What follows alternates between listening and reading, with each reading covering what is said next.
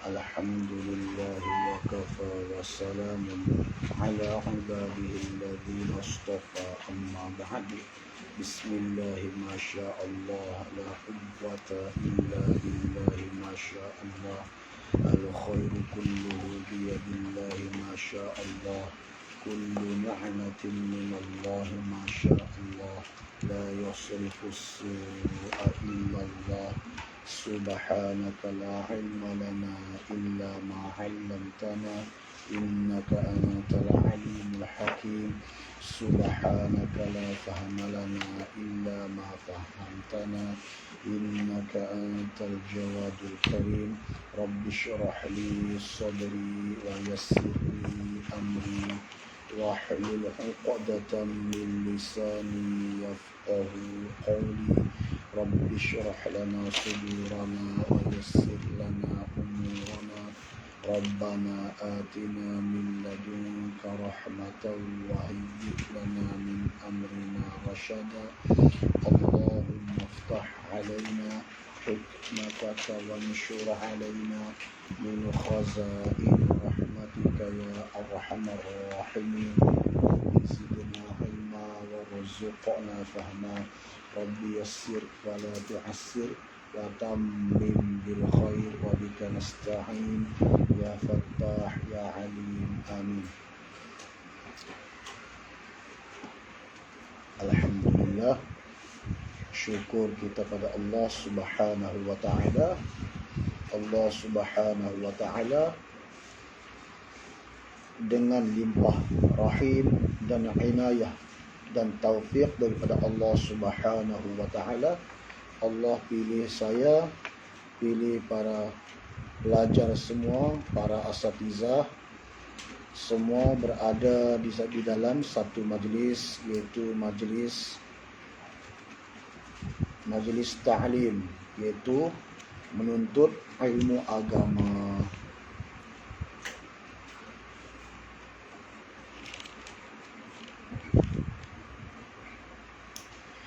Jadi syukur kita pada Allah ya. Mudah-mudahan asbab pada hari Jumaat ni ya, Allah Subhanahu wa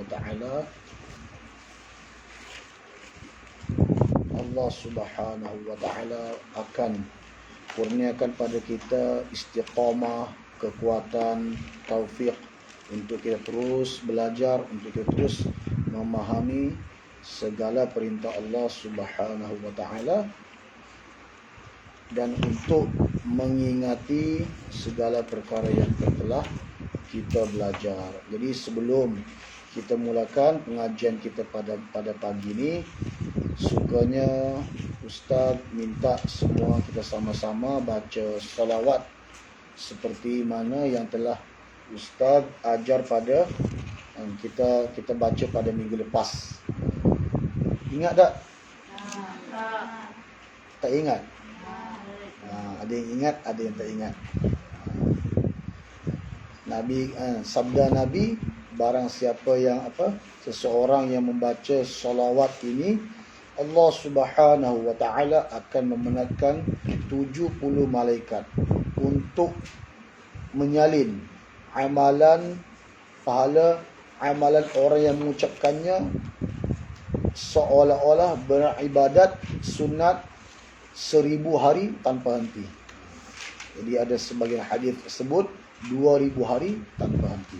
Jadi boleh ikut saya, boleh ikut Ustaz, sama-sama kita baca salawat. Jazallahu anna Sayyidana Muhammadan sallallahu alaihi wasallam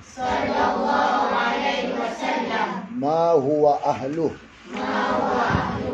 Jazallahu anna Sayyidana Muhammadan sallallahu alaihi wasallam ma huwa ahluh. Jazallahu anna Sayyidana Muhammadan sallallahu alaihi wasallam huwa ahluh. Alhamdulillah. Dah 3 kali ya? Dah 3 kali ya? Okey. Alhamdulillah. Jadi sebelum kita mulakan pengajian kitab adab pada pagi ini, kita sama-sama hadiahkan Ummul Kitab Al-Fatihah kepada pengarang kitab, iaitu Syekh Sayyid Muhammad Amin bin Aidrus hafizahullah ta'ala. Mudah-mudahan ada barakah pengajian kita pada pagi ini. Al-Fatihah. A'udzubillahi minasyaitonirrajim. Bismillahirrahmanirrahim. Alhamdulillahirabbil alamin. Arrahmanirrahim. Maliki yaumiddin. Iyyaka na'budu wa iyyaka nasta'in. Ihdinas siratal mustaqim. Siratal ladzina an'amta 'alaihim ghairil maghdubi 'alaihim waladdallin. Qala al-musannifu hafizahullah nafa'ana bi'ulumihi fid daril amin. Jadi kita mulakan pengajian kita kitab adab pada pagi ini, iaitu masih lagi dalam adab tidur, adab ketika akan tidur dan setelah bangun daripada tidur. Jadi pada minggu yang lepas kita dah selesai sampai pada mana? 17 ya. 17 dah habis ke belum? Sudah. Belum. Ada kata sudah, ada kata belum. Mana satu ni? Belum ya? Okey. Jadi kita mulakan pengajian kita pagi ini, insya-Allah, dalam bab adab tidur yang ke-17 ya. Bab yang pertama iaitu adab tidur yang ke-17, iaitu berzikir sampai tertidur. Berdasarkan sabda Rasulullah sallallahu alaihi wasallam, "Idza awal insanu ila firashih ibtadarahu malakun wa syaitanun fayaqulul malak ikhtim bi khairin wa yaqulu syaitan ikhtim bi syarrin fa in dzakarallaha azza wa jalla hatta taghlibahu 'ainuhu taradal malakus syaitan wa bata yakla'uh." Rawahu Tabrani. Artinya, jika seseorang berbaring ke tempat tidurnya, maka malaikat dan syaitan berebut mendatanginya. Malaikat berkata, "Ya Allah, tutuplah amalannya dengan kebaikan." Sedangkan syaitan berkata, "Tutuplah amalannya dengan keburukan." Adapun jika hamba tersebut berzikir kepada Allah Subhanahu wa taala sampai tertidur, maka malaikat menyingkirkan syaitan dan bermalam bersamanya untuk menjaganya. Hadis riwayat Imam Tabrani. Nampak tak? Jadi kalau satu orang dia nak Allah Subhanahu wa taala jaga dia pada waktu malam, kemudian dia nak amal antara sunnah Nabi sallallahu alaihi wasallam, kena berzikir sehingga tertidur. Zikirlah apapun, tak ada masalah ya. Antuna nak zikir apa sahaja jenis zikir diperbolehkan. Bahkan itu satu sunnah, tidak ada masalah. Jadi kalau antuna tidur dalam keadaan antuna tutup amalan dengan kebaikan, maka antuna dijaga oleh malaikat. Tapi kalau antuna tidur dengan tidak diakhiri dengan kebaikan, diakhiri dengan perkara-perkara yang melalaikan, maka syaitan yang akan duduk bersama antuna. Jadi kalau boleh berzikir sehingga tertidur. Terpulang pada antuna. Nak zikir apapun tak ada masalah, boleh. Kalau untuk orang perempuan yang haid, boleh, tak ada masalah. Sama juga ya. Sama ada wanita yang suci ataupun wanita yang dalam keadaan junub, dua-dua boleh berzikir, tidak ada masalah. Cuma untuk wanita yang suci, dibenarkan untuk baca Al-Quran. Boleh baca Al-Quran sambil tidur dan baca, ikutlah nak baca surah apa, ya, nak baca surah Al-Mulk dan surah Alif Lam Mim Sajadah pun bagus, sebab ikut sunnah Nabi. Tapi untuk mereka yang dalam keadaan junub tidak boleh. Jadi dia kena baca, dia kena zikir saja. Okey. Ke-18, bersiwak sebelum tidur dan setelah bangun dari tidur. Bersiwak. Tahu siwak? Apa siwak? Kayu sugi kan? Kayu sugi. Bersiwak, kalau kita tidak ada kayu sugi, berus gigi pun boleh, tak ada masalah. Tapi dari segi afdalnya, di antara berus gigi dan bersiwak lebih afdal, sebab mengikut sunnah Nabi. Bahkan Maulana Zakaria Al-Kandahlawi rahimahullah telah tulis dalam kitab ta'lim, dalam kitab taklim, dalam kitab Fadilah Amal, ada 10 kelebihan orang yang bersiwak. Ada 10 kelebihan. Kemudian Maulana Zakaria sebut dalam kitab Fadilah Amal, kata beliau, dalam satu kitab disebut ada 70 kelebihan orang yang bersiwak. 70 kelebihan. Antaranya kelebihan orang yang bersiwak ialah mudah untuk dia mengucapkan 2 kalimah syahadah sebelum meninggal dunia. Antaranya kelebihannya, ini bagus untuk pelajar. Kalau pelajar dia amal pakai sugi dan guna kayu sugi, bagus untuk dia. Bagus apa?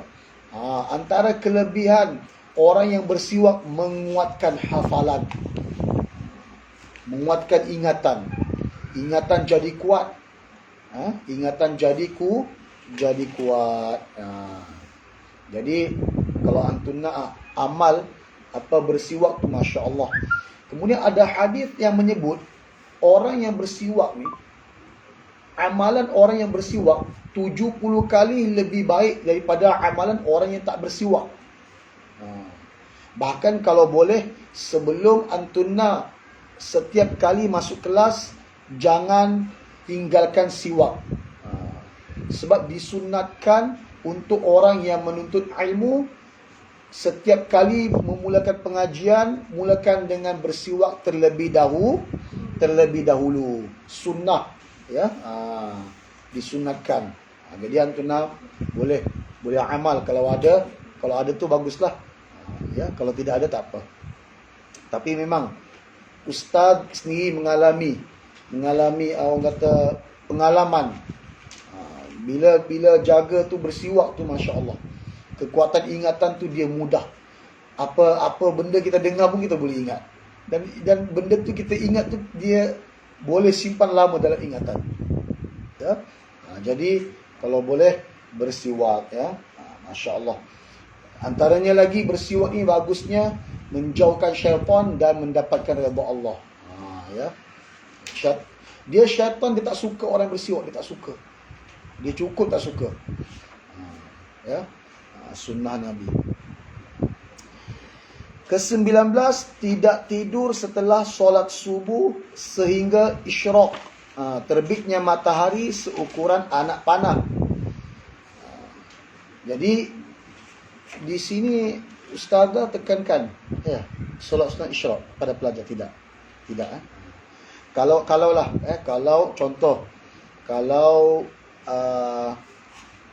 pelajar ditekankan solat sunat isyraq, pastikan jangan ketika masuk waktu syuruk tu terus solat, jangan.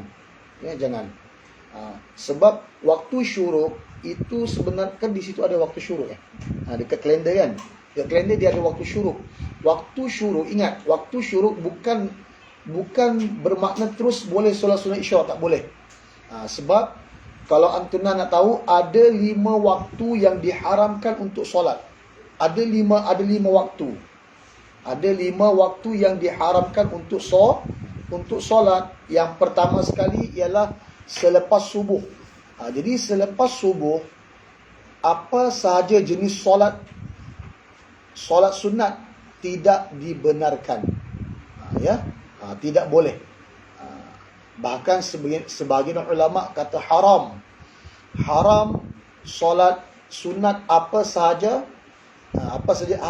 solat sunat selepas subuh. Itu yang pertama. Yang kedua, ketika waktu terbitnya matahari. Jadi waktu syuruk adalah waktu terbitnya matahari. Jadi pada ketika tu kita tak boleh terus solat isyraq, tak boleh. Solat sunat isyraq pada ketika tu tak boleh. Sebab matahari baru terbit. Kena tunggu 16 minit setelah itu. Bila masuknya waktu syuruk, tunggu 16 minit setelah itu baru boleh. Yang ni mengikut kajian sebahagian ulama besar, sebahagian besar ulama pondok ni, diorang dah kaji dah kenapa 16 minit. Sebab 16 minit itu ialah ketika mana matahari itu dah naik sepergalahan. Galah. Ataupun dipanggil, bukan galah, lembing gitu. Jadi kalau matahari itu baru naik seukuran anak panah pada waktu isyraq, pada ketika itu masih belum solat. Kena tunggu 16 minit setelah itu. Kira-kira setinggi satu ukuran lembing. Jadi pada ketika itu baru boleh solat sunat isyraq.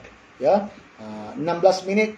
Tengok kalau contoh dah masuk, okey. 16 minit setelah itu baru boleh. Jadi kalau tak boleh. Tak boleh solat pada waktu tu. Okey, itu yang kedua. Yang kedua. Yang ketiga, tak boleh solat sunat yang kita tak dibenarkan untuk mana-mana solat sunat. Waktu yang ketiga ialah waktu ketika matahari tengah terpacak di atas kepala. Matahari tengah terpacak, dipanggil istiwa tu. Ketika matahari tengah terpacak tu pukul berapa biasanya?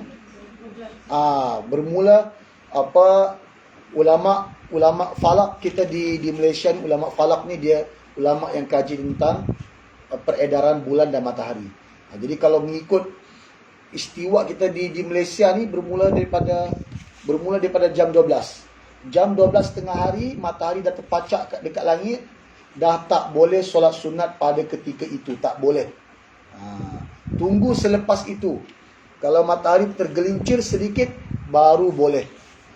Okey? Baru boleh solat sunat. Melainkan dia solat sunat semua tu tak boleh. Pada waktu-waktu yang haram ni, dia tak dibenarkan solat sunat apapun, melainkan solat sunat tu ada sebab yang terdahulu. Contoh, antuna masuk, okey, contohlah kan, antuna ada tiba-tiba ada di antara antuna ni ikut family ke pergi kuliah subuh, sampai dekat masjid tu dah lepas subuh dah. Antuna dah solat di rumah, kemudian ikut keluarga pergi dengar kuliah subuh, sampai di masjid pada ketika tu dah berlalunya waktu subuh, dan masih lagi ada masa untuk solat subuh, tapi antuna dah solat subuh. Jadi pada ketika itu antuna masuk masjid. Jadi bila masuk masjid, kena solat solat sunat tahiyatul masjid. Boleh ke tidak? Kenapa? Sebab antuna dah masuk masjid. Jadi dah masuk itu menjadi sebab yang terdahulu. menyebabkan antuna kena solat sunat tahiyatul masjid. Dia kena syarat, dia kena ada sebab yang terdahulu. Sebab yang antuna buat dulu. Sebab yang antuna buat dulu, sebab antuna buat perkara tu dulu menyebabkan antuna kena solat sunat. Itu dipanggil sebab yang terdahulu. Maksudnya kena buat sebab itu terdahulu ataupun buat sebab itu dulu. Kalau kita buat sebab itu dulu, dibolehkan untuk kita solat sunat. Jadi antuna dah masuk masjid dulu, betul? Masuk masjid dulu kan atau solat sunat dulu? Masuk masjid dulu kan? Jadi bila kita masuk masjid dulu, itu perbuatan yang mendahului apa? Mendahului solat sunat tahiyatul masjid. Faham tak ni? Faham tak? Tak faham. Okey, macam ni. Antuna nak solat sunat masjid sebab apa? Sebab masuk masjid kan? Masuk masjid tu perbuatan terdahulu kan kemudian? Terdahulu kan? Itu dipanggil ada sebab yang terdahulu yang menyebabkan antuna boleh solat sunat tahiyatul masjid walaupun pada waktu haram. Faham tak tu?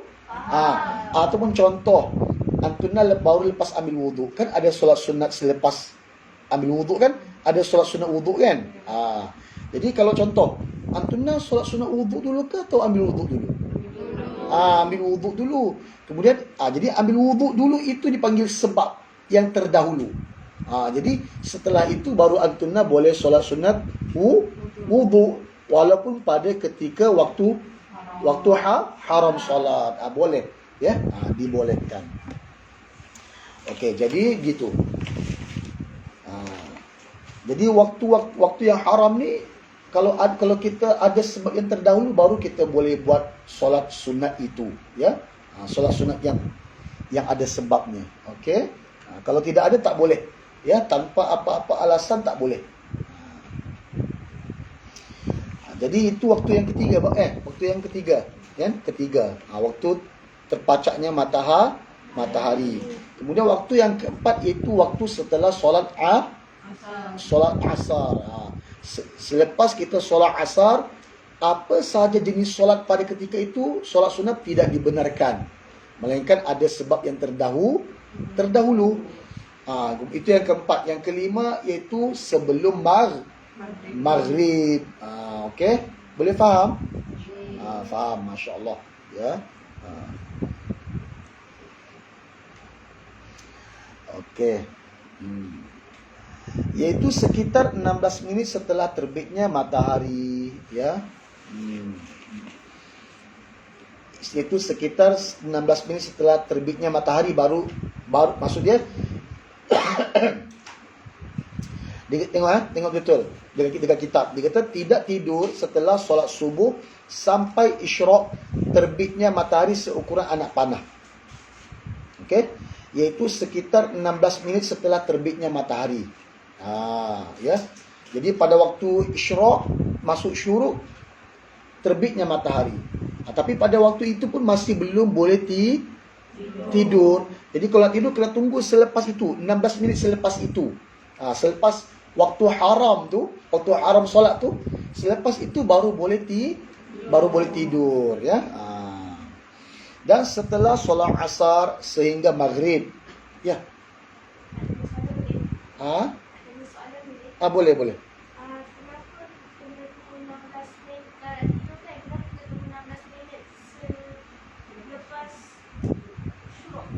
Selepas masuknya waktu syuruk. Sebab pada ketika itu masih lagi waktu yang diharamkan solat. Masih lagi. Jadi bila masih itu, maksudnya dia bersambung dengan lepas subuh tadi tu. Okey? Kan lepas subuh kan kita kan tidak dibenarkan untuk tidur. Maksudnya bukan tak dibenarkan, maksudnya tak digalakkan untuk tidur selepas solat subuh. Jadi sampailah 16 minit setelah masuknya waktu syuruk, baru kita boleh tidur setelah itu. Kenapa? Sebab pada ketika selepas solat subuh, masih lagi waktu yang kita tidak dibenarkan untuk solat. Dan masuknya waktu syuruk pun masih lagi waktu yang kita tidak dibenarkan untuk solat. 16 minit setelah itu baru boleh. Jadi baru boleh setelah itu bermakna nak tidur lepas itu pun baru boleh. Okey. Dan setelah solat asar sehingga maghrib, kerana tidur pada waktu-waktu tersebut dapat menghapuskan keberkatan rezeki dan umur, kecuali jika terdapat uzur seperti sakit, maka diperbolehkan. Jadi kalau antuna tidak ada apa-apa orang kata keuzuran, antuna jangan tidur selepas subuh sehingga 16 minit setelah waktu isyraq, kemudian daripada setelah solat asar sehingga maghrib jangan tidur, sebab ada hadis kalau tidur selepas solat subuh, ada hadis berbunyi boleh menghalang rezeki. Jadi tidur selepas subuh tamna'ur rizqa, menghalang rezekimu. Tidur selepas asar pula sehingga maghrib boleh mewarisi kepapaan. Boleh mewarisi kegilaan. Boleh jadi gila. Tidur lepas asar sehingga maghrib boleh jadi gila. Tanpa apa-apa uzur, ya. Ulang. Tak dengar. Laju sangat. Okey. Macam ni. Tidur lepas subuh, antara perkara yang dilarang tidur lepas subuh ialah, yang pertama sekali Nabi sebut, Nabi kata, ada di sebelah hadis Nabi kata menghalang rezeki. Tidur lepas subuh menghalang rezeki. Kemudian larangan, ada juga larangan dalam hadis berkenaan tidur selepas waktu asar sehingga maghrib, iaitu boleh kalau kita tidur juga pada ketika itu, kemudian tidur secara istiqamah setiap hari, tanpa apa-apa keuzuran, boleh mewarisi kegilaan, boleh jadi gila. Kalau antuna tak nak jadi gila, jangan tidur lepas asar. Ada tak di sini yang jenis tidur lepas asar? Tak ada kan? Mujur tak ada, ya. Jadi ustazah dia kena perhatikan pelajar ni jangan bagi tidur lepas asar, ya. Sebab tidur lepas asar boleh menyebabkan jadi gila. Melainkan kalau ada keuzuran, contoh dia sakit, ataupun contoh dia terlalu penat sangat kerja. Contoh dia kerja shift malam. Kadang-kadang ada mak ayah kita ni dia kerja malam kan. Dia kerja malam sehingga pagi dia balik pukul 7 baru balik rumah.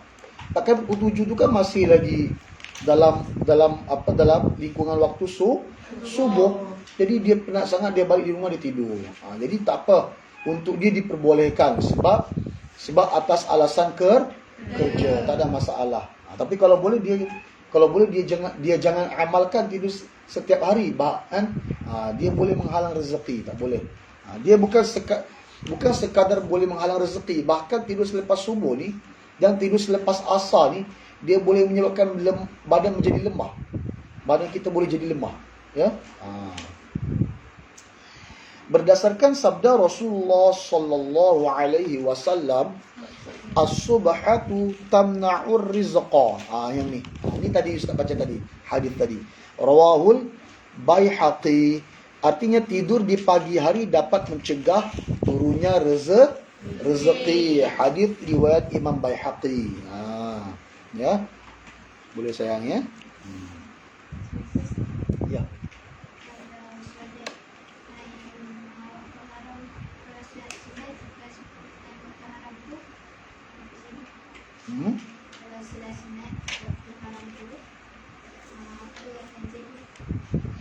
Kalau solat sunat pada waktu haram, apa akan jadi? Berdosalah. Itu sebab antun nak kena ingat. Kan Ustaz dah sebut pada minggu lepas. Perintah ni dia ada dua. Okey, ni perintah. Amar ni maksudnya perintah. Dalam amar ni dalam bahasa Arab lah. Amar. Kemudian dia bagi pada dua. Satu perintah yang kita disuruh buat. Kalau kita buat dapat pahala, kita tinggalkan. Kalau perintah tu wajib, kita tinggalkan berdosa. Ada perintah pula kalau kita buat, kita dapat pahala. Kalau kita tak buat pun tak berdosa. Kemudian satu itu perintah yang kita kena buat.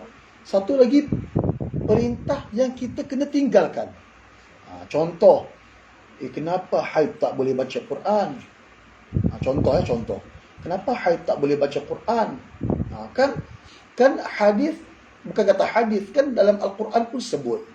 Dalam Al-Quran pun menyebut orang yang orang yang tidak suci tak boleh sentuh Al-Quran. Bukan kata sentuh, baca pun tak boleh. Dalam hadis pun sebut orang yang dalam keadaan junub ataupun dalam keadaan haid dan ataupun nifas tak boleh baca langsung walaupun satu ayat daripada Al-Quran. Itu kan ada dalam hadis. Jadi larangan itu kalau kita ikut, Allah bagi pahala. Tapi kalau kita langgar, berdosa. Jadi macam contoh soalan tadi, Ustaz, kalau kita solat sunat pada waktu haram, apa akan jadi? Berdosa. Jadinya berdosa sebab kita langgar perintah. Pada ketika itu kita diperintahkan untuk tinggalkan solat, tapi kita pergi juga solat tanpa apa-apa sebab. Jadi berdosa. Jadi ada perintah memang kita perlu tinggalkan. Ikut sahaja perintah Allah. Ikut sahaja, tak perlu nak pertikai. Kenapa tak boleh? Ikut sahaja. Jadi kalau asatizah kita kata tinggalkan bismillah. Masya-Allah, kita dapat pahala di situ. Walaupun hati itu memberontak untuk baca Al-Quran. Gitu. Okey, di antara dampak ni dipanggil impak lah, impak ya. Ini bahasa Indonesia ya. Di antara dampak negatif, maksudnya impak negatif yang ditimbulkan maksudnya yang akan mengenai seseorang pada saat tidur pada waktu pagi. Maksudnya tidur pada selepas subuh. Apa dia punya impak negatif dia? Yang pertama, melemahkan tubuh seharian penuh. Betul. Jadi kalau satu orang tidur lepas subuh, dia bangun memang badan dia akan jadi lemah. Dia akan rasa lemah. Dia tak jadi tak kuat, ya. Jadi satu hari itu dia badan penat je. Okey. Yang ditulis ni, impak negatif yang ditimbulkan saat tidur pagi, yang ini mengikut kajian kedoktoran, ya. Mengikut kajian kedoktoran, satu orang yang tidur lepas subuh memang dia akan rasa lemah sepanjang hari, ya. Yang kedua, memicu terjadinya diabetes. Apa memicu? Memicu ni dia dipanggil kalau dalam bahasa Melayu kita mencetuskan. Mencetuskan atau menyebabkan tercetusnya. Gitu. Dia kalau mencetuskan macam bahasa tu agak kurang sempurna. Okey. Kalau kita terjemahkan menyebabkan tercetusnya. Ya, terjadinya diabetes. Diabetes tu apa? Apa? Dituliskan itu penyakit gula. Kencing manis. Antuna tulis lagi sebelah penyakit gula tu tulis kencing manis. Kalau penyakit gula tu ada penyakit gula. Ada. Indonesia dia panggil penyakit gula. Kita panggil kencing manis. Tapi biasanya kalau kencing manis semut hurung tak? Semut tak hurung kan? Orang kalau kencing manis pun semut tak hurung kan? Apatah lagi kalau kencing masam. Ya. Tapi tak, orang yang kencing manis, kencing dia memang manis ke? Tak kan, kencing dia masam kan? Sebab tu semut tak hurung. Ya. Okey. Yang ketiga, menyebabkan sakit kepala dan jantung. Jadi kalau boleh kita elakkan tidur lepas subuh. Boleh sakit kepala, boleh sakit jantung, ya. Jangan tidur, ya. Okey, ini mengikut kajian kedoktoran lah. Okey, yang ke-20. Tidak meletakkan salah satu kaki di atas kaki yang lain tatkala tidur berbaring. Yang ini antuna kena dengar betul-betul. banyak kesilapan. Terutamanya dalam masa zaman Ustaz keluar jemaah dulu, jemaah tabligh. Jemaah tabligh dulu dia kata tidur cara begini boleh. Hakikatnya dalam hadis kata tak boleh. Tengok betul ya. Berdasarkan hadis an Jabirin radhiyallahu anhu qala naha Rasulullah sallallahu alaihi wasallam ay yad'a wa qala Qutaibah ay yarfa'a ar-rajulu ihda rijlaihi 'ala al-ukhra zad Qutaibah wa huwa mustalqin 'ala dhahri, rawahu Abu Daud. Artinya dari sahabat Jabir radhiyallahu anhu, dia berkata Rasulullah sallallahu alaihi wasallam melarang untuk meletakkan salah satu kaki di atas kaki yang lain. Macam mana tu? Macam mana tu? Macam orang begitu. Tak kala satu orang tidur terlentang, dia lipatkan kaki ke atas macam tu. Dulu masa ustaz keluar jemaah dulu, mungkin dia karkun ni dipanggil, ataupun orang jemaah tabligh ni dia kurang diberi pendedahan tentang hadis. Jadi dia ingatkan benda tu betul, benda tu boleh. Hakikatnya tak boleh. Tak boleh silangkan kaki ketika tidur, tak boleh. Sebab dia kata boleh tu sebab dia kata mudah untuk bangun tidur. Kalau kaki tu terjatuh, kaki sebelah tu terjatuh, mudah untuk bangun tidur. Tapi sebenarnya kalau ikut hadis tak boleh, memang tak boleh. Dilarang, bahkan dilarang. Bukan sekadar tak boleh, bahkan dilarang. Jadi antuna jangan amal tidur sebegitu. Biar kaki begitu. Tak payah kaki begitu, biar kaki begitu. Okey? Biar kaki begitu. Tak payah. Tapi kalau mengiring, sebab dalam hadis ni disebut dalam keadaan terlentang. Nanti Ustaz baca sampai habis, okey? Dengar dulu. Okey? Dan Qutaibah menjelaskan bahawa larangan hadis ini terjadi pada seseorang lelaki yang mengangkat salah satu kakinya dan meletakkan di atas kaki yang lain. Qutaibah menambahkan, okey, dengar betul. Sementara dia tidur dalam posisi tidur terlentang. Satu orang yang tidur dalam keadaan terlentang, dia tak boleh lipat kaki, tak boleh. Ini dilarang dalam hadis, ya, dilarang oleh Nabi. Tapi kalau tidur dalam keadaan di lambung sebelah kanan ataupun di lambung sebelah kiri, kita lipat kaki, tak ada masalah, boleh. Yang ini, larangan ini ketika terlentang sahaja. Okey? Jadi gitulah. Jadi ya, kena orang kata dah tahu, kena amal lah. Hadis riwayat Imam Abu Daud. Jadi kena hati-hati tu, tidur tu jangan lipat, jangan buat kaki macam tu, ya. Ke-21 tidak tidur tengkurap. Tahu tengkurap? Tidak tidur dalam keadaan posisi meniarap, ya. Badan terbalik, badan tu ke bawah, ya. Posisi badan depan ni ke bawah lantai, meniarap lah. Okey. Berdasarkan hadis, jadi siapa yang ada kitab tu boleh tulis di situ. Jadi antuna insya-Allah hari Ahad nanti Ustaz akan bawa antuna punya kitab. Sebab esok Ustaz akan pergi ke KL, akan beli kitab. Jadi kalau masing-masing dapat kitab, antuna kena tulis nama masing-masing kat kitab. Okey? Jadi kitab tu antuna punya masing-masing tau. Itu memang diinfak untuk antuna punya masing-masing. Ya, jadi antuna lepas ni tak perlu risau. Ada berapa orang yang tak dapat? Ada berapa? Cuba angkat tangan. Okey, angkat tangan. Tinggi sikit. Kalau macam ni tak nampak. Saya tak nampak macam ni. Macam ni pun tak nampak. Dia tinggi macam ni. 1, 2, 3, 4, 5, 6, 7. Lagi? 7, 8. Tak, ya, sekali budak-budak kecil sekali. Angkat tangan semua budak kecil sekali. Ya, budak kecil sekali, angkat semua. Berapa orang? 1, 2, 3, 4, 5, 6, 7, 8, 9, 10. 10.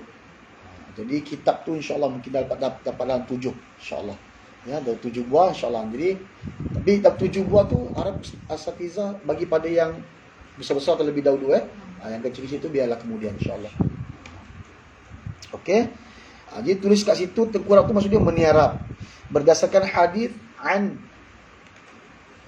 Ya'ish bin Taqafat al-Ghifari radhiyallahu anhuma qala abi bainama ana muttaji'un fil masjidi ala batni idza rajulun yuharrikuni bi rijlihi faqala inna hadhihi daj'atun yubghiduha Allah qala fanadhartu fa idza Rasulullah sallallahu alaihi wasallam. Rawahu Abu Daud. Artinya dari sahabat Ya'ish bin Takhfah al-Ghifari radhiyallahu anhu. Dia berkata, ayahku berkata. Radhiyallahu anhuma. Sebab dia kata dan ayah dia kata. Jadi ada dua orang. Tatkala aku tidur di dalam masjid, dalam posisi tengkurap, maksudnya meniaraplah, perut di bawah dan punggung bahagian atas. Maka datanglah seseorang yang menggerakkanku dengan kakinya. Ya. Kemudian dia berkata, tidur seperti ini dibenci oleh Allah. Maka saat itu aku langsung terbangun dan saat aku melihatnya ternyata baginda adalah Rasulullah sallallahu alaihi wasallam. Masya-Allah. Jadi Nabi tegur sahabat tu tidur dalam keadaan meniarap. Nabi kata tidur cara begini tidur yang dibenci oleh Allah. Nah, hadis riwayat Imam Abu Daud ya. Jadi jangan amal tak elok ya. Lagi-lagi kalau wanita tidur dalam keadaan begitu, kalau mengikut sebahagian para asatizah dalam perubatan Islam, dia kata perempuan dilarang tidur begitu. Bukan dia dalam hadis ni bukan kata perempuan, lelaki pun sama. Mana-mana golongan lelaki ke perempuan, dewasa, kanak-kanak semua dilarang. Tapi terutamanya perempuan, sebab bila mana perempuan tidur dalam keadaan meniarap, maka jin akan mendatanginya. Jin. Ini mengikut perubatan Islam lah. Jin akan datang. Ya. Ke-22, tidak tidur terlalu lama kerana dapat menyebabkan umur seseorang berlalu tanpa mendapatkan pahala. Hal ini jika waktu tersebut akan digunakan untuk melakukan amal ketaatan. Jangan tidur lama sangat. Orang yang banyak tidur ni sebenarnya dia banyak buang masa. Bila dia banyak buang masa, jadi dia tidur dalam keadaan jadi bila dia tidur banyak tidur, jadi banyaklah amal ibadat, banyaklah masa yang dia buang menyebabkan amal ibadat dia makin kuranglah. Jadi antuna nanti masya-Allah bulan Ramadan cuti 3 minggu ya. Raya saja cuti 2 minggu. Jadi antuna bulan Ramadan jangan habiskan masa dengan tidur, jangan. Rugi antuna, rugi sangat-sangat. Banyakkan habiskan masa dengan baca Al-Quran, habiskan masa dengan zikir, dengan amal ibadat ya. Antuna tak mampu baca 10 juzuk satu hari tak ada masalah. Paling kurang 3 juzuk. Ini untuk orang belajar Al-Quran, dia kena baca satu hari 3 juzuk paling kurang. Dia sekarang je insya-Allah ya. Nanti sampai di rumah innalillah ya. Gitu ya. Dia letak Quran tinggi-tinggi ke atas. Kita akan jumpa lagi setelah 1 bulan lebih ya di madrasah nanti ya. Gitu ya. Jadi orang yang tidur banyak dia akan kurang amal ibadat dia, jadi dia banyak buang masa ya. Tapi kalau ada satu kitab, Ustaz tak ingat nama kitab tu, tapi pengarang kitab tu ialah Imam Al-Ghazali. Imam Al-Ghazali sebut satu orang yang tidur dalam keadaan dia tidur, sebelum dia tidur pada waktu malam, dia buat adab tidur. Dengar betul ya. Imam Ghazali sebut satu orang yang nak tidur, kemudian dalam masa sebelum dia tidur tu, dia buat adab tidur. Dia ambil wuduk terlebih dahulu, dia baca dua surah Tabarakalladzi dan Alif Lam Mim Sajadah. Kemudian dia kalau ada contoh ada masa dia solat sunat taubat, kemudian dia tidur, dia buat adab tidur, dan dia buat tidur kemudian dia baca ayat kursi, kemudian dia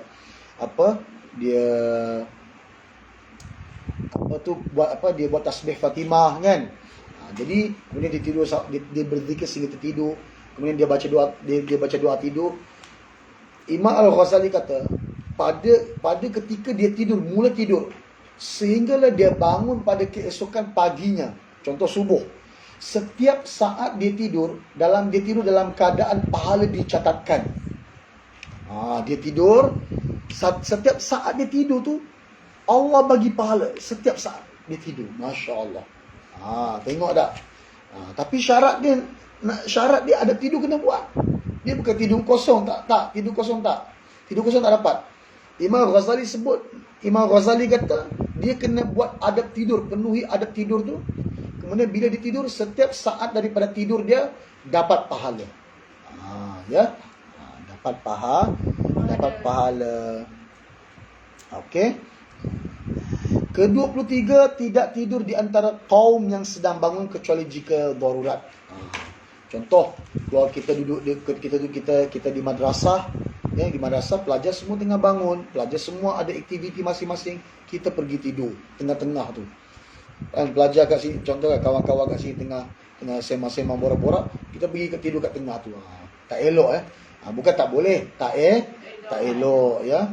Kecuali kalau kita mengantuk sangat. Tak apalah kalau kita mengantuk. Kalau boleh pergilah tidur, pergilah tidur. Memang Antuna pun disediakan tempat tidur. Macam tu juga dekat rumah, kalau kita berkumpul adik-beradik ramai-ramai, kumpul satu keluarga, jangan tidur kat tengah-tengah tu, jangan. Ya, tak elok. Lagi-lagi Antuna perempuan, tak elok. Takut ternampak aurat, ya. Ternampak perkara yang tak diingini, ya. Ke-24, tidak tidur sendiri dalam rumah tanpa ada yang menemaninya, kerana hukumnya makruh. Jadi orang yang tidur sendiri dalam rumah hukumnya makruh, kena ada orang teman. Tidur sendiri ya. Tidur sendiri hukumnya makruh, kena ada orang teman. Tapi contoh, dalam satu rumah, contohlah kita ada dua adik-beradik je. Satu orang lelaki, satu orang perempuan. Kita perempuan, adik-beradik kita lagi seorang lelaki. Memang kena asing. Jadi pada waktu itu pun kita bukan berseorangan, sebab dalam rumah masih ada orang lain. Yang bermaksud di sini bukan dalam bilik, maksudnya dalam rumah. Kalau dalam rumah tu langsung tak ada orang, dia tidur seorang, hukumnya adalah makruh. Sebab takut yang menemaninya tu makhluk yang lain. Jadi tak boleh, ya. Tak selamat, ya. Berdasarkan hadis an Ibnu Umar radhiyallahu anhuma anna an-nabiy sallallahu alaihi wasallam naha 'anil wahdah ay yabita ar-rajulu wahdahu ay yusafira wahdahu. Rawahu Ahmad fi musnadihi. Jadi Antuna kena ingat, kenapa tak boleh tidur berseorangan? Dia banyak sebab. Banyak sebab. Antara sebabnya ialah dari segi keselamatan. Keselamatan. Jadi kalau dari segi keselamatan memang tak elok lah. Tak boleh. Kalau kita tidur seorang, kalau boleh kita cari kawan tidur. Cari siapa-siapa, suruh adik-adik kita datang tidur kat rumah ke, ataupun kawan kita tidur kat rumah ke. Tapi kalau perempuan, kawan perempuan lah. Kalau lelaki, kawan lelaki. Tapi kalau contoh, kalau lagi baik kalau kita suruh parent kita tidur sekali di rumah, ya. Yalah, mana tahu kadang-kadang parents kita kan banyak masa di luar dengan kerja, jadi kita tidur kat rumah seorang-seorang, jadi tak elok, ya. Jadi kalau boleh suruh parent kita tidur sekali dengan kita, ya. Berdasarkan hadis, ya, yang ini tadi, ya, Ustaz dah baca. Artinya dari sahabat Ibnu Umar radhiyallahu anhuma, sesungguhnya Nabi SAW melarang untuk berdiam sendiri, maksudnya tidur sendiri. Tidur dalam rumah berseorangan. Makna berdiam sendiri iaitu tidur sendiri di dalam rumah atau berpergian sendiri tanpa ada yang menemaninya. Berpergian, maksudnya bermusafir. Ini musafir ni kena ingat ni. Wanita yang bermusafir tanpa mahram hukumnya adalah haram. Mahram di sini disebut bukan perempuan. Bukan mahram tu perempuan. Macam contoh kita perempuan, mahram kita perempuan, tak. mahram kita kena lelaki. Jadi satu orang bermusafir perjalanan lebih daripada dua marhalah, 90 km dan lebih, dia kena ada teman mahram dia lelaki yang akil baligh. Tanpa itu tak boleh, haram. Ya, tak boleh. Jangan. Antuna kalau buat juga, antuna berjalan dalam keadaan berdosa. Setiap perjalanan musafir itu dalam keadaan berdosa. Untuk lelaki, kalau dia berjalan seorangan tanpa mahram, tanpa ada teman, hukumnya makruh. Tapi untuk wanita, perjalanan musafir yang bersafar lebih daripada 2 marhalah, perjalanan tersebut tanpa mahram, iaitu lelaki. Mahram dalam hadis ni, ulama kata bukan perempuan, bukan adik-beradik perempuan, bukan mak kita, bukan adik saudara sepupu perempuan kita. Mahram yang disebut dalam hadis ni ialah lelaki. Lelaki, mahram kita lelaki yang akil baligh. Jadi kita tak boleh jalan jauh, ya. Kalau tak ada mahram, takkan tak ada mahram. Contoh, kalau dia tak ada adik-beradik lelaki kan, dia ada ayah. Kalau tak ada ayah, dia ada atuk. Kalau tak ada atuk, dia ada pakcik.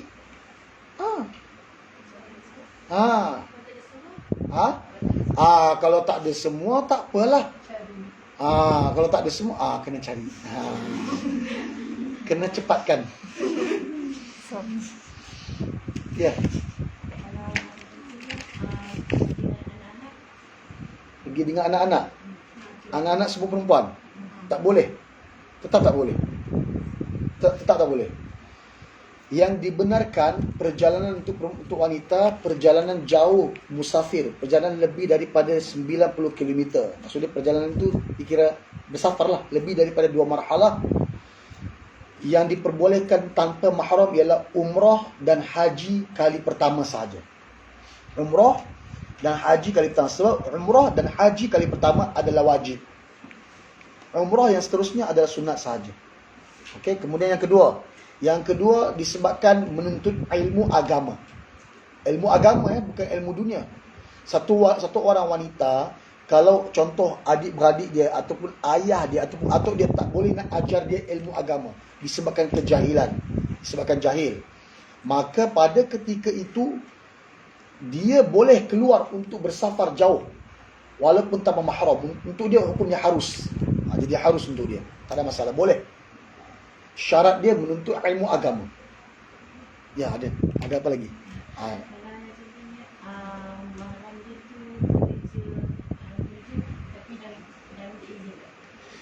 Walaupun dengan izin tak boleh. Sebab dalam hadis ni Nabi tak sebut izin.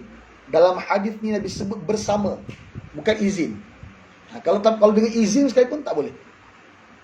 Kalau ikut Ustaz Abdul Somad, dia kata kalau nak juga perjalanan musafir yang lebih daripada 2 marhalah, boleh ditemani wanita, tapi syarat dia wanita 40 orang. Takkan kita nak bawa satu kereta, boleh mas satu kereta 40 orang. Satu bas, kena pergi satu bas. Tapi itu pun dipertikaikan.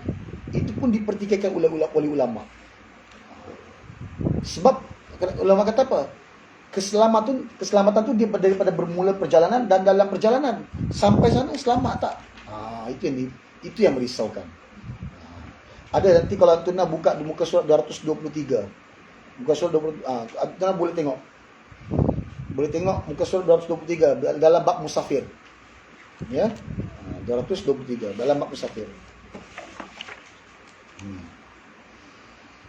223 dalam bab musafir. Dah buka dah? Tengok dekat atas tu ada hadis Nabi sebut, la yahillu limra'atin tu'minu billahi wal yaumil akhir tusafiru masirata yaumin wa lailatin illa ma'adhi mahramin 'alaiha. Muttafaqun 'alaih. Ini hadis sahih. Artinya tidak dihalalkan. Kalau tidak dihalalkan maksudnya haram bagi satu orang wanita yang beriman kepada Allah dan hari akhirat untuk berpergian sejarak sehari semalam. Maksudnya perjalanan lebih daripada 2 marhalah lah. perjalanan jauh. Kecuali jika bersamanya mahramnya. Mahramnya dekat sini, mahramnya ni bukan wanita, mahram lelaki. Kena ingat tu. Antuna kena ingat. Jadi kalau dah tak ada mahram, kena cari cepat-cepat lah. Jangan lama-lama ya. Jangan tunggu lama-lama. Nanti lama-lama diambil orang ya.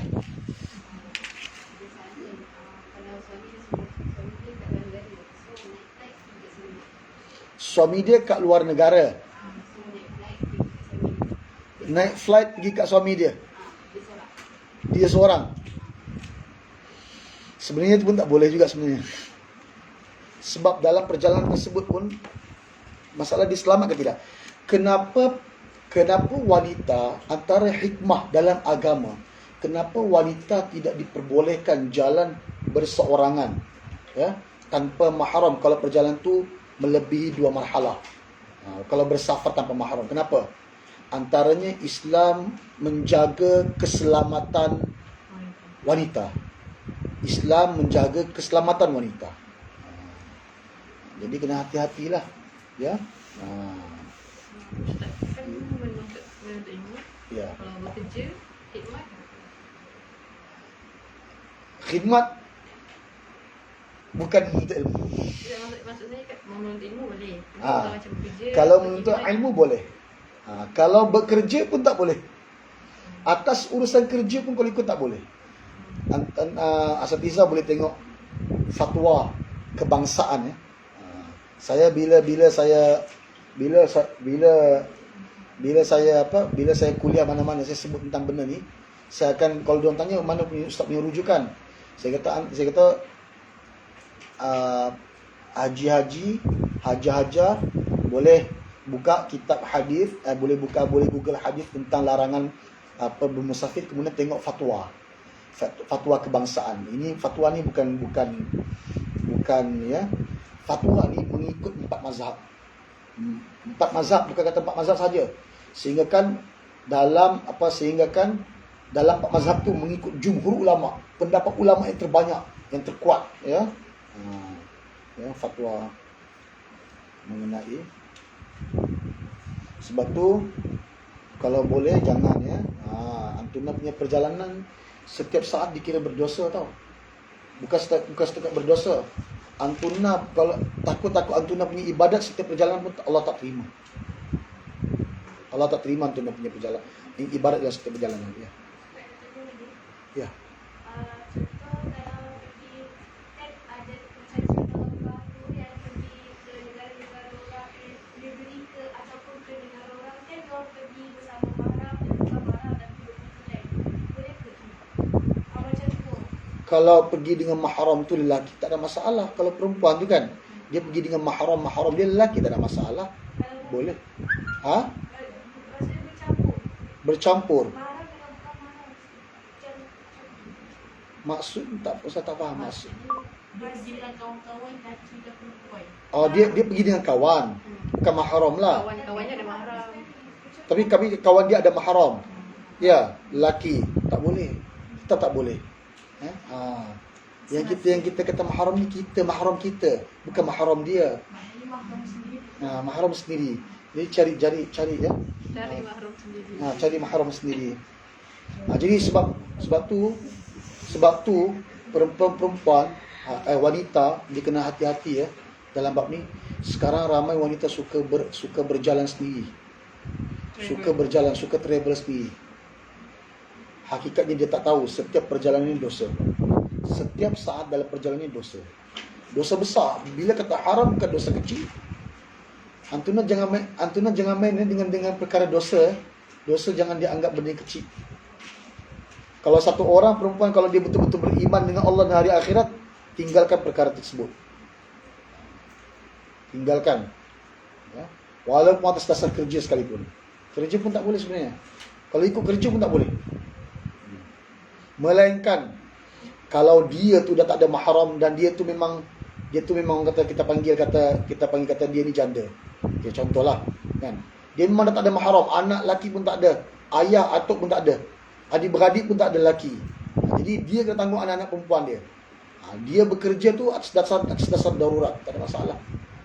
Untuk dia tak ada masalah lah. Tapi kalau itu pun kalau boleh dia kena elakkan. Dia kena cari cepat lah. Tapi kalau mahram dia dia sakit dan busy dengan kerja macam mana? Mahram dia busy dengan kerja, tak boleh lah. Jadi sebenarnya tak boleh. Apa keadaan sekali pun tak boleh. Dengan izin tanpa mahram, dengan izin mahram tapi tanpa mahram tak boleh. Dia pergi tu sebab mahram dipanggil pun tak boleh sebenarnya. Masih tak selamat. Ya. Kalau darurat tu macam mana Ustaz? Mahram Dia kalau darurat macam tadi lah. Maksudnya dia memang tidak ada mahram langsung. Mahram dia maksudnya memang dia tidak ada mahram langsung. Jadi pada ketika tu dan dia ada dia kena cari keperluan. Maksudnya dia kena bekerja untuk menyara anak-anak dia. Jadi untuk dia tak ada masalah. Kalau Sebenarnya terlalu darurat sangat dah. anak macam contoh bapak dia sakit. So dia menanggung. Dia tanggung bapak dia. Dia Dia dah anak semua perempuan. anak semua perempuan. Dia tanggung bapak dia. Tanggung family tu Dia tanggung family dia lah. Sikit dia tanggung. Dia sikit-sikit lah. Sikit-sikit. Alah, menampunglah sedikit dua biaya di rumah sebab tak ada yang semua masuk sekolah sikit-sikit, yang ya. ada. Sikit-sikit. Sikit tu macam mana tu? Sebahagian ya. Sebahagian pula. Tadi sikit, tadi sekarang sebahagian. Saya cuba memikirkan sikit-sikit itu dan sebahagian itu. Dia menanggung lah Ustaz.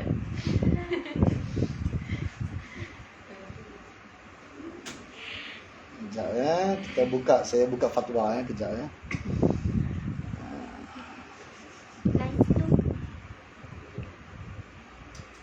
Fatwa.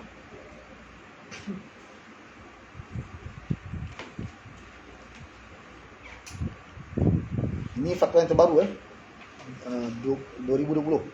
Tapi ada sebenarnya ada fatwa yang lama. Tapi kita ambil yang barunya. Yang baru ni dia yang dikeluarkan oleh yang Syekh Sahibus Samahah, mufti wilayah yang baru.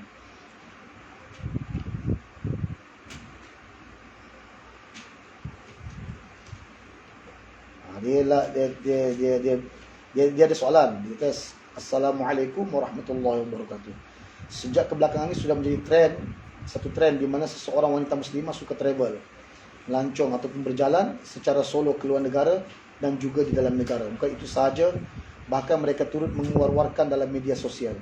Soalan saya, bolehkah seorang muslimah bermusafir ataupun melancong secara solo?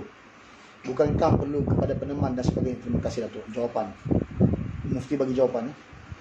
Dia bagi, kemudian dia ada nasihat. Lepas tu dia ada bawa hadis, la tusafirul mar'ata thalathata ayyamin illa ma'adhi mahram. Janganlah seorang wanita itu bermusafir 3 hari melainkan bersama-sama dengan mahramnya. Itu hadis yang lain. Ada hadis riwayat yang lain, la tusafirul mar'ata illa ma'adhi mahramin. Janganlah seseorang itu, wanita itu bermusafir melainkan bersama-sama dengan mahramnya.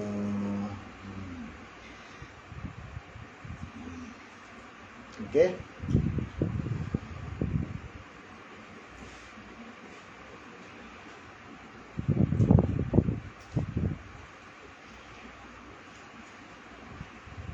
Okey.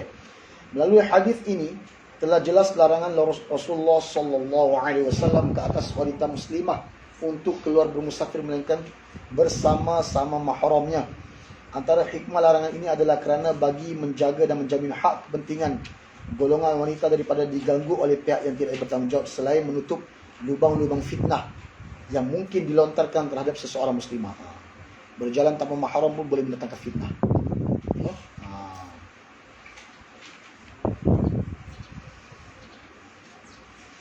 Namun dikecualikan larangan ini pada wanita muslimah yang berhijrah dan juga tawanan.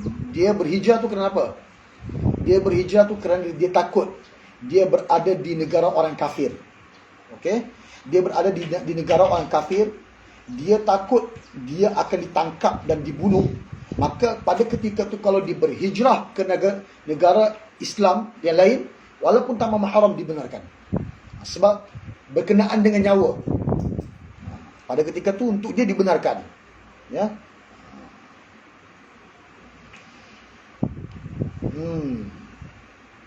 Begitu juga sekiranya seorang wanita muslimah itu ditawan oleh orang kafir dan dia mempunyai kemampuan untuk melarikan diri dari mereka, maka dibolehkan juga untuk keluar tanpa perlu kepada mahram. Dan di sisi ulama mazhab Hanafi, mereka menganggap keluarnya mereka ini, yakni muslimah yang ditawan, sebagai suatu permusafiran.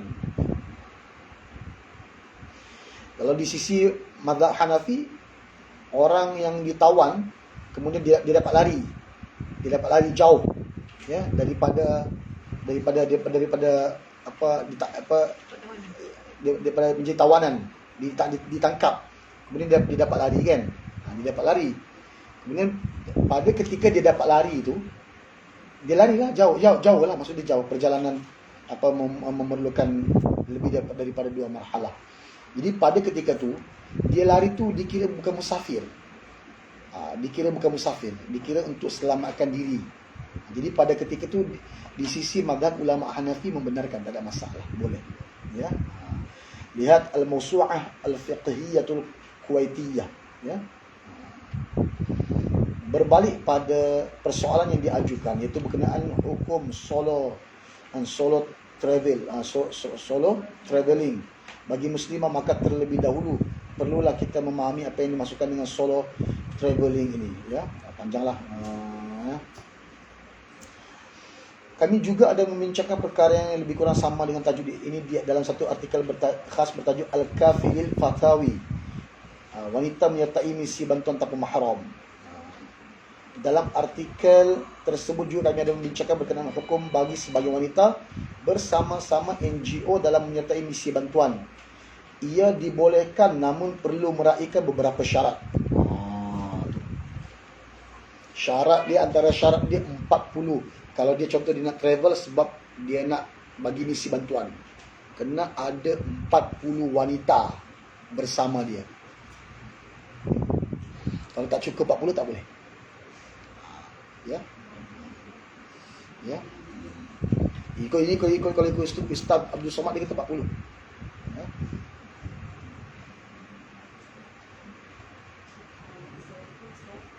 Ya. Ayat ini mahram. Dia mahram abadan dipanggil. Mahram selama-lamanya. Walaupun contoh ayah kiri kita kan dah bercerai dengan mak kita, dia tetap ayah kita. Ya, tetap ayah selama-lamanya. Jadi kalau dengan dia tak ada masalah lah, tapi kalau contoh dengan dia, kita nak jalan dengan dia kan, kita nak jalan dengan dia pada ketika mak ayah kita masih berkahwin lah dengan dia kan, ibu kita masih berkahwin kan. Tapi kalau dah lepas berkahwin tu, kalau boleh elak lah. Takut nanti jadi fitnah lah. Walaupun dia masih dikira mahram kan, tapi mengata ada bahayanya di situ. Yalah, kita tak tahu nafsu kan. Nafsu ya.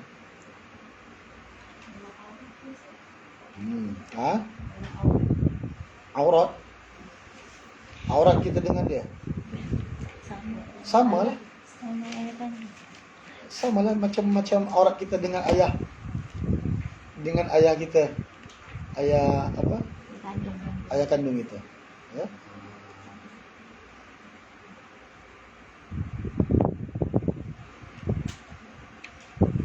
Okey. Kalau mengikut pendapat yang pertama kata haram di sisi ulama mazhab Hanafi dan juga Hanbali. Okey.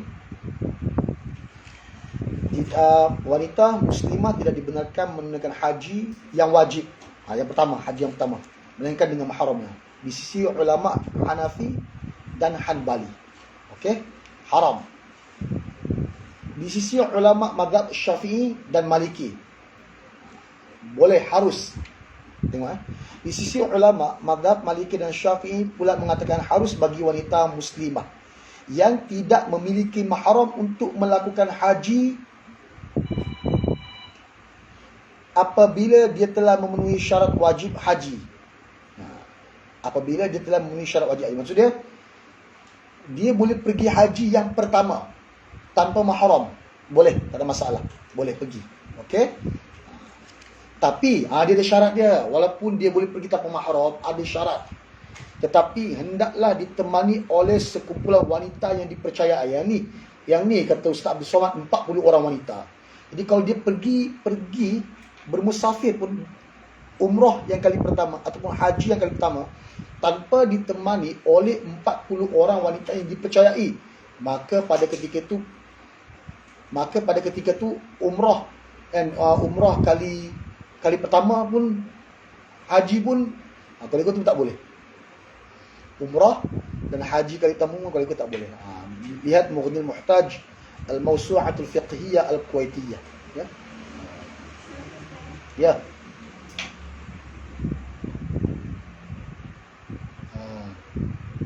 Ya. Siapa? Ayah. Ustaz, katakan contoh, wanita tu dia dah berumur kan, dia nak buat haji. Tapi kalau Ustaz kata 40 orang percaya, rombongan haji tu sekali dia tak terbang Ustaz. Dia akan dikumpulkan, contoh, dia akan dikumpulkan sekumpulan wanita yang menepati syarat tadi.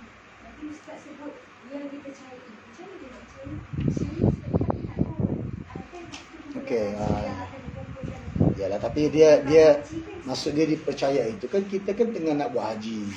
Jadi semua pun nak buat haji. Jadi kita sangka baiklah dengan dia. Kalau kita sangka buruk, ya aku tak percayalah dia. Ini semua tak boleh pakai. Maksud dia ialah yang dipercayai, ya kan kita tu pergikan dengan atas urusan ibadah haji, ya, yang wajib, contoh yang kali pertama. Jadi diperbolehkanlah. Sebab mereka tu kan memang mereka pun tengah buat benda yang sama. Mereka pun nak pergi haji. Jadi tak ada masalah, boleh. Bolehlah. Rombongan dia yang sebelum dia bersama dengan rombongan dia bukan bersama 40 wanita tadi. Kemudian selepas itu baru dia bersama 40 orang. Maksudnya sebelum tu belum 40 orang. Belum 40 orang. Okey. Dia macam ni. Itu mengikut pendapat yang Ustaz Abdul Somad lah, kata 40 orang tu kan. Wanita yang dipercayai. Itu mengikut pendapat dia. Angka 40 tu masih belum diketahui, sebab angka 40 tu memang mengikut pendapat Ustaz Abdul Somad. Tapi kat sini dia kata sekumpulan wanita tu maksudnya tidak ada had angka tu. Tak kira 10 orang, 12 orang, 15 orang, tak ada masalah, boleh. Tapi syarat dia haji kali pertama harus hukum dia. Tapi kalau haji ataupun umrah kali kedua dah tak boleh. Tak boleh dah. Kalau yang pertama tu dia tak tahu, adakah itu terbatal Ustaz dia buat ni? Boleh macam tu? Terbatal. Maksudnya dia tak tahu yang sedang. Macam mana dia tahu dia tahu terbatal sedangkan dia dah buat perkara yang seperti mana yang diajar oleh pihak tabung haji. Macam mana boleh kata batal pula? Mungkin dia tak tahu. Sebab saya pernah tengok kan khusus umrah. Ada tak? Itulah. Dia tidak khususkan kepada perkara-perkara macam tu. Macam dia, ni saya pernah dengar saya macam dia. Jadi dia tak terangkan macam tak. Ya. Wanita-wanita yang ni lah sekumpulan lah. Cik-cik ni kan. Dia seronok-seronok. Dia macam contohlah dia pergi makna, makin, bawa anak-anak buah, bawa anak-anak. Jadi dia tak terangkan fatwa-fatwa ni, terangkan jadi di sana dia masing-masing macam di sana ke sini. Maksudnya dia pergi tu kali pertama ke kali seterusnya? Allah Alam, dia macam Dia macam ni. Sebab tu orang yang bekerja dalam tabung haji ni, dia kena dalam bab haji umrah kali kedua dan seterusnya, dia kena nasihatkan dulu sebelum ambil travel mana-mana travel umrah mana-mana ataupun travel haji mana-mana, dengan mana-mana orang kata grup dengan mana-mana grup kan, ataupun kita panggil syarikat. Dia sepatutnya orang yang bekerja di syarikat tu, dia kena orang yang faham agama. Dan dia kena fahamkan pada orang yang datang tu. Okey, haji, hajah ni kali keberapa? Kali kedua. Hajah datang dengan siapa? Nak pergi umrah dengan siapa? Contoh dia kata, nak pergi dengan anak perempuan, boleh tak?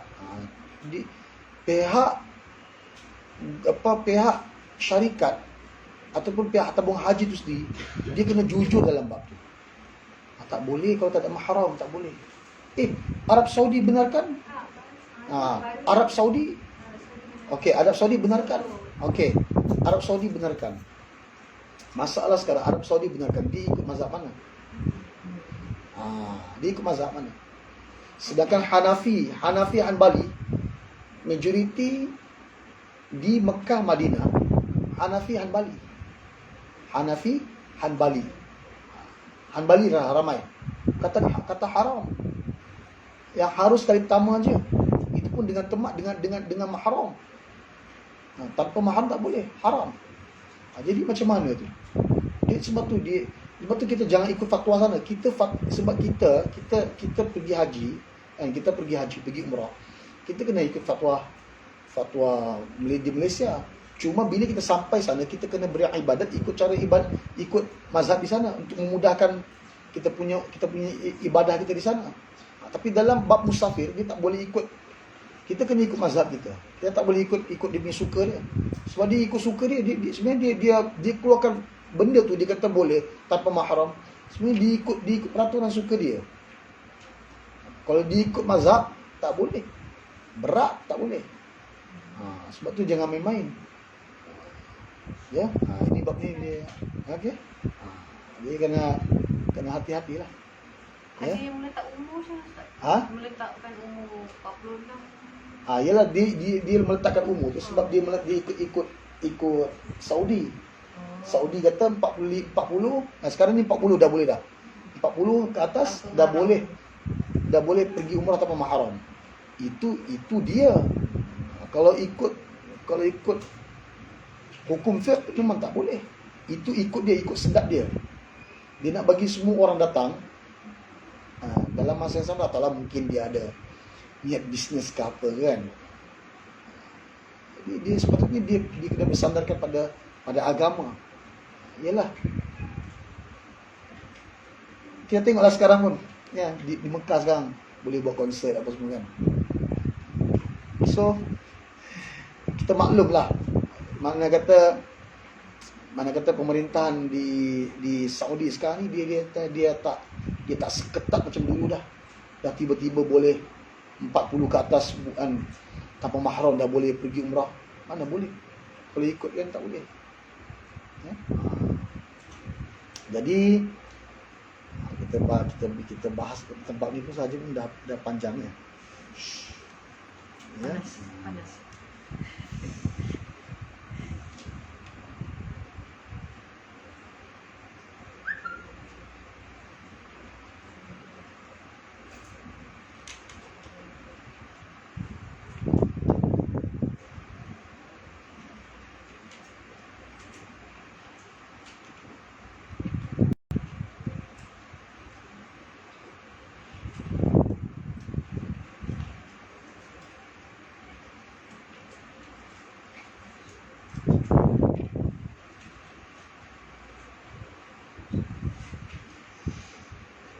Sebab memang ada pendapat kata boleh bermusafir tanpa mahram.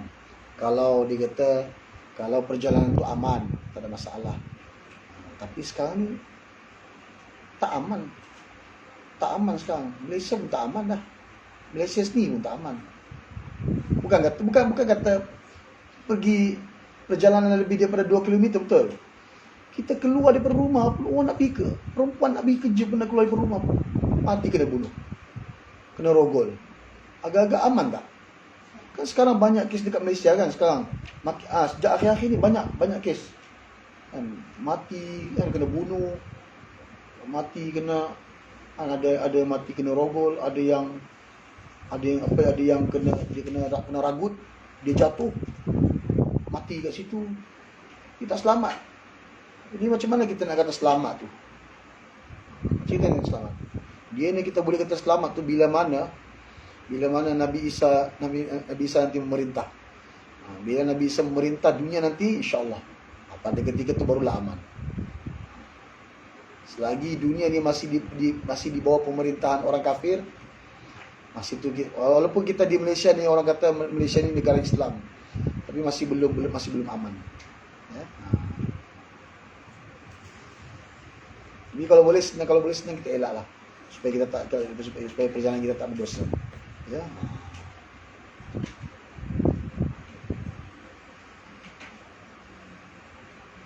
Okey. Boleh ya? Boleh insya-Allah. InsyaAllah. Jadi siapa yang tak ada mahram tu kena cepat-cepat cari mahram ya. Okey, jadi insya-Allah kita pun dah. Ya ya.